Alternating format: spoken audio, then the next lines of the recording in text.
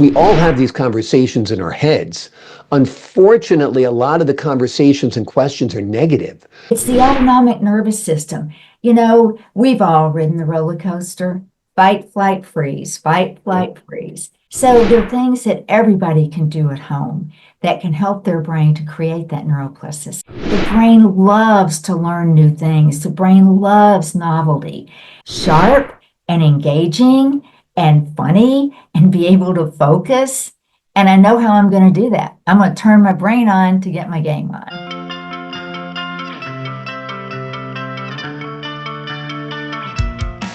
I'm Logan Crawford, and right now on the Spotlight Network, we're diving into the science of peak performance with an amazing author, an amazing doctor. Her name is Leigh Richardson. She is a brain health expert and the author of the breakthrough book, Turn Your Brain On to Get Your Game On: The How, What, Why to Peak Performance. In a world overloaded with distractions and stress, this is a powerful guide that shows us how to optimize our brains to supercharge our success, our focus, and our mental wellness. If you're looking to boost productivity, enhance resilience, and truly unlock your potential, this book is a must read, and this episode is a must watch. We're delighted to have this very talented author join us here today on Spotlight. We thank the team at Atticus Publishing for helping us put her in the spotlight today. And we ask viewers like you to support authors like her by subscribing to our channel and by purchasing her powerful book. The links are below this interview. And be sure to download the Spotlight Network TV app, streaming on Roku, Apple TV, and Amazon Fire TV. Doctor, thank you so much for joining us here today on Spotlight. Welcome. Thank you so much for having me. Anytime I get to talk about the brain, I get excited. That's one thing that I can talk about 24/7. Exactly. It seems like our brains are on overload nowadays. This is a big culprit. This is kind of overstimulation. It can be a great tool, but it also can like almost fire an ADHD response in our brains, it seems. Talk to us about the digital age and how it's a big distraction. Well, it's interesting. The digital, it is a big tool, but it's our best friend and it's our worst enemy. And that's one thing, I touched on in the book was, and that was included more around screen time. But I have written a workbook to go with that book, and I have a whole chapter on how you can reclaim your relationship with technology. And we all have a relationship with technology. And sometimes, we don't realize that the amount of screen time that we're getting, it's affecting our emotions, our focus, and the relationships we have with our friend and family. And nothing puzzles me more than I walk into a restaurant and I see a family of four, and they're all sitting there looking at their phone. I know. And I'm like, and it's a kind of a challenge for It's me not tough. to It's become over. kind of a dual brain for us because you'll be having a conversation and then a point of contention will come up and like, let's Google it. Yeah. So it's really become part of us. So we do have to learn to unplug a little bit to use what's up here. Let's talk a little bit about your title, Turning on Your Brain. What does that actually mean?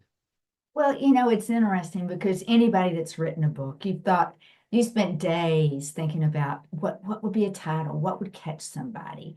And what I've noticed is I've been a clinician, I've been working in the brain health space since 2005. And people, the first step is to come in and do a consultation with me. And in a conversation back in 2005, those were lonely conversations because nobody, I would say, I sense some depression. No, no. Or I sense some anxiety. No, no. And I thought, we're so unaware of the negatives and the negative stigma that's around it. And I thought when I opened the Brain Performance Center in 2009, I said, I'm not using that term anymore. I'm talking brain health. And I got a lot more going in those conversations when I talked to brain health. And that's when it dawned on me, you really, if you think of the brain as an organ, just like your heart, and we all worry about how our heart performs and how our heart functions, but people really didn't stop and think about, how does my brain work? And I thought, if we can learn to turn our brain on, we'll get our game on. And that's what it's absolutely about. Everything you don't do, no matter how well you do it, it is all about what's going on in the brain. And Logan, the biggest challenge that I have faced is people think of the brain, oh, that's the brain. This is the body. They're not connected. This is one unit. They are very much connected.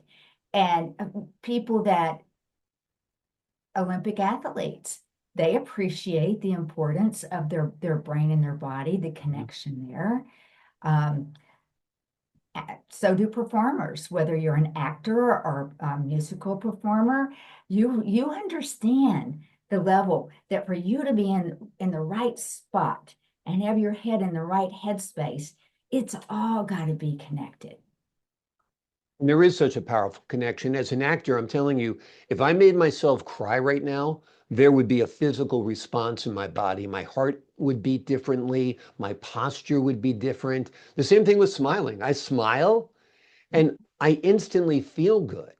So the brain body connection is obviously unlinkable. And I think it's great that you frame it as brain health as opposed to mental health because there is such a stigma to mental health. Let's talk a little bit about what people often do when there is a brain health problem or a mental health problem, and that is they turn more and more to drugs. Not necessarily recreational drugs, but pharmaceuticals like SSRIs. Good idea, bad idea? Does it depend on the individual? Do you think they're overprescribed? I just gave you 5 questions there, but wanted to get your thoughts. Well, thank you. And I have to be very honest, Logan. I have a natural bias against drugs, prescription drugs, because they've never really worked for me. So it's never been my first line of treatment. It's never been the first thing I turn to. Now, have I taken prescription drugs? Absolutely. Did my kids? Absolutely. But it wasn't just the first thing that I did.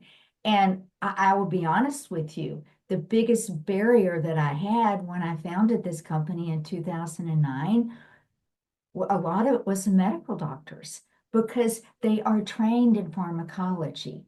And 20 years ago, when all the new medicines were coming out and we were so hopeful, and we've learned the hard way, some of them work, some of them don't, some of them create side effects. And it's more, and I've seen that barrier from the medical profession really lower because I think we've all had the realization that there are other things that we can do. And I talk about those in the book to maybe not be the first thing that you do is you take a synthetic chemical. Maybe the first thing you do is you stop and you look at your lifestyle choices. You have to figure out why you're sad. You have to figure out why you're anxious. Maybe there's a reason why you were sad. Maybe you endured a lot of trauma growing up. Maybe you're anxious because of the chaotic environment in which you were raised. Those are things that need to be addressed before we start numbing ourselves with drugs, right? Well, there's four things that puts a brain in a dysregulated state.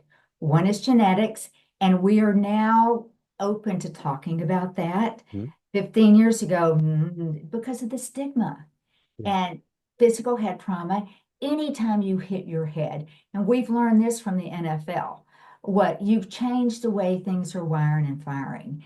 And that's how I got into the business. I had a son that got hit by a car, never lost consciousness. The third is emotional trauma. And unfortunately, we're all touched by emotional trauma. And the fourth is stress. And the pandemic introduced a whole new dimension to stress. And I think that in many ways, that trauma from being isolated and separated and losing our what we knew as our life, that changed how our subconscious deals with stress. And the subconscious, something you'll think about something and you'll think, oh, I'm getting nervous just thinking about that. I don't want to think about that. We'll beat it down. Guess what? it'll work its way right back to the top of your brain. Yeah, yeah. I try to make appointments for stuff like that. If there's stuff that I have to deal with, I say, okay, I'm not going to deal with it now. It's bedtime. I'm actually going to address that issue tomorrow morning at 9 a.m. when my head's clear and I don't need to sleep. That's one thing I do. Another thing, if people are close to me and they sometimes have a problem for every solution, they see the glass empty half the time, always worried about what might happen. I say to them now, what if everything goes right? What if everything is perfect? What if everything is better than you planned? What if it exceeds your expectations? You know, that's what so many people need. And I think it goes to your biofeedback and your neurofeedback techniques. So I'd like you to talk about them a little bit, about how we basically rewire our brains and how we rescript the scripts that were written for us in many cases by our parents. Well, it's interesting because the way that the brain processes information is it turns it into a story. But the brain doesn't have necessarily have to have accurate information. Oh, I've been thinking about this and I've got a blank here. Oh, I'll just pull that out and stick it in. And so we start playing that story in our head. And many times, and we don't ever ask ourselves, is that really what happened? We just hear the story. And then if you get into coaching and counseling relationships, they will usually I will challenge that story. But with the neurofeedback and the biofeedback, it helps you to let go because what we're doing is we're doing two things. One, we're focusing on the communication between the brain and the body. It's the autonomic nervous system. We've all ridden the roller coaster. Fight, flight, freeze, fight, flight, freeze. And once that coaster starts going, it's hard to slow it down. But if you can increase the communication between the brain and the body, you can slow the roll. And one of the most important things to do is to create neuroplasticity in the brain. And that's something that we look at the Brain Performance Center. And that's something that everybody can work on at home. The brain loves to learn new things. The brain loves novelty. And anytime you can stretch yourself and learn new things, the brain, it's rewiring and it's learning adaptability. Oh, I could do that. And think about it. The brain's not fully developed until you're in your mid to late 20s. The very last part of the brain that develops is this prefrontal cortex, which we need by the time we're 13 for sure. And so that, the 30s are rocking. And then in the 40s, maybe you start to plateau some. And a lot of that's influenced by your lifestyle. What's your diet? What's your sleep? How do you deal with your stress? Do you turn to a recreational drug? Do you exercise? There's options. And I think, then by the time you get to be 50, maybe you'll start to have some cognitive impairment. Maybe not. By the time you're 60, maybe you'll have to face some fact that, can't find my keys. Oh, where's my phone? And a lot of times when that happens, people will say, well, I'm 60, I'm just getting old. Yeah. And to some degree, that is correct. Don't, a lot of people will accept it because of that. Don't accept it. Create neuroplasticity in your brain. If you like to cook, but you've never cooked Thai food, cook Mm. Thai food. Yeah. It can be as simple as every day you get up and you brush your teeth with your right hand, do it with your left hand. Mhm. And when I was finishing up my dissertation, Logan, ooh, I was feeling I need to push my brain. And I said, okay, that's it. I'm right-handed. I'm no longer going to use my right hand for the mouse. Mm. I'm going to use my left hand.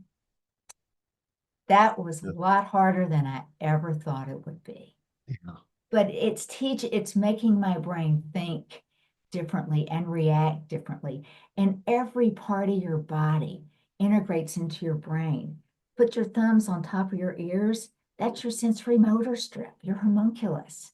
So there are things that everybody can do at home that can help their brain to create that neuroplasticity. It's great advice across the board. I say be aware of cruise control. I think the doldrums of the 40s are based on people basically stuck in a rut. They're doing the same kind of work. They're not advancing their career as much. Their children are getting older. They're maybe not as stimulating. Keep on learning new things, keep on doing new things, and avoid those limiting beliefs like, I'm 60, what do you expect? No. Some people produce their best work at 60. I mean, if you look at Clint Eastwood, his best films came in his 60s, 70s, 80s, and now into his 90s because his advice was, I never let the old man in. And I think that's a great bit of advice. If you think you're old, you're old. If you think you can't do it, you can't. If you think you can do it, you just might be able to. I think that's very, very powerful advice. Let's talk a little bit about your business. It's the Brain Performance Institute. Tell us about that. I might have the name of it wrong. Well, no, I have the Brain Performance Institute, and that is where I work more on an organizational level, working with organizations to create psychological safety. And that doesn't mean you have to be nice to everybody. Psychological safety it's confusing as to what it does mean, but it means that everybody feels seen and heard and respected. And that doesn't mean that things always go your way, but it means that you're willing to be flexible and to listen to what your teammates have to say. And at their part of that is coaching and training and teaching some process skills, doing a little biofeedback, just one-on-one. And that's as simple as learning how to use your breath, use your breathing to calm yourself. And then at the Brain Performance Center, we work with individuals, we work with clients to help them, and mainly it's anxiety, depression, ADHD, and autism, but to get that brain into a regulated state without taking medication. Or perhaps too many people come with the goal to reduce their medication. So what we aim to do, it's so interesting because, I talked about, Logan, how I stopped using mental health in 2009 when I opened the Brain Performance Center. When I opened the Brain Performance Institute in 2021, I changed my language a little bit more. I Mm. went from brain health to brain capital because this is the biggest asset that you have. So many people think, oh, the biggest asset my company has is my technology, or it's my strategic plan. No, it's not. It's what you got going up here. And Exactly. for people to understand that and to lean into it. And that's where brain capital came from. Let's build our brain capital. And that's a term that's pretty common these days. And the new term is brain economics. So I think that as a society, we're starting to see that we need our brain. And not just on a cognitive level, but on an emotional level and on a social level to have resilience. Absolutely. And there's all this talk nowadays about AI, and AI is a great tool, but never forget about RI, real intelligence, the intelligence we have up here, because we still are right now at least smarter than AI. It might be able to perform certain tasks that we can't do as quickly, but certainly we're in the driver's seat, and it's very, very interesting to express it as brain capital. I think that's a great way of framing what we have up here. This book, Turn Your Brain On to Get Your Game On, also has a workbook. Tell us about that. That makes it a little more interactive, right? It does. And I put the workbook together after writing the book. I thought, this is great. And I had very kind people, this has helped me so much to understand what's going on. And then they would leave and I'd go, what are they going to do about it? Yeah. And not everybody will come to the Brain Performance Center and do the work, but some will. So I thought, let's put together a tool that they can interact with and that it will help them to stop and reflect. And let's start with the most basic things. And that's the physical, we mentioned earlier, the physical mental connection. And when you think about it, that's I know I exercise every day. And when I don't, I can be a little bit of a bear because my brain needs that. And that's what the brain needs, movement. And that's what gives me the freedom to think differently. So when you learn how your mind and your body interact, then you say, oh, that's stressing me out. Or you know what? That's probably because I haven't had anything to eat today. And that's something that I need to work on is, and I'll realize, why am I getting so grouchy? Oh, I haven't fed myself, you know? And Exactly. then you have to think about what influences your emotions. Because, and I, Logan, I do a check-in on a regular basis. Leigh, how's it going today? What do you Mm, need? Do you need to just stick your head outside and breathe some fresh air? Do you need to connect socially with somebody? mm, What's influencing my emotions? And at the same time, what's influencing my brain? Am I, all of a sudden at my problem solving skills, I'm thinking that's a problem. What can I do about it? And I keep asking the same question. And I realized, am I anxious or am I a little overwhelmed today because I was 20 minutes late getting here because of traffic? mm, And the biggest thing, Logan, it's what's in our environment. And that's where we started off. And we started off talking about the digital world that we live in. But it's more than that. I mean, I find when my office is clean, there's no mm, clutter. Everything is in place. I am a lot sharper. When I walk in and I'm looking for this or I can't find that, it's, I realize it brings me down and it interferes with my thinking. So there's all kinds of things that if we just, the workbook will help you do is to stop and look at what's going on in your space. And I'll give you some examples and ask you to reflect. How mm, is that impacting you on a daily basis? And then take it a step further. Okay, let's get a strategy in place mm, and let's implement that strategy. And there's always at the beginning of every chapter, there's you rate, you give yourself an assessment. And I always say, be honest. Nobody's going to see it but you. But be honest. And then 30 days later, come back and take that same assessment. And 60 days, come back and take that same assessment because that way you can measure the progress that you've made. And small steps, celebrate every mm. win, celebrate every victory. You don't have to make a major change. One of the most amazing things to me is I've become involved with a neuroprotective diet. And it's amazing to me how much by changing one thing, as simple as, those are lifestyle choices. I'm never giving up my ice cream. Okay, but do you need 3 scoops? All How right. about how about you take 1 scoop and the difference that can make in your glucose and for people with diabetes. So celebrate every small step that you can take. So all such great advice. You unpacked so much there. Let me get to some of it. I mean, I really agree with you as far as being aware of your routine. I know I need at least 8 hours of sleep. So I want to get to bed at a certain time. I'm only going to get deep sleep if I'm asleep by 10 o'clock at night. No alcohol, no caffeine for me. They don't agree with me. They feel good temporarily, and then they don't make my body feel as good as they should. So being aware of all this stuff is so important. The conversation and questions that you ask readers in your workbook, I think, are very profound because of this. We all have these conversations in our heads. Unfortunately, a lot of the conversations and questions are negative. So you're framing these in a very empowering way, and I think that's super important. And finally, celebrating your victories. So many people, by the time they achieve something, don't realize every step and hurdle that they've gone through to get there. They feel like they've deserved it. And they probably do by the time they get there. There are no overnight successes. The overnight success is what happens to somebody else. Everybody else earns it the hard way. In a blink of an eye, you got your doctorate, but you were the one burning the midnight oil and getting carpal tunnel working on that keypad.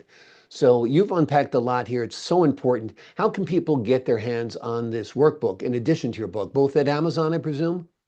They both are on Amazon. The workbook has just been really newly released, and I want to offer that as a special package for your listeners.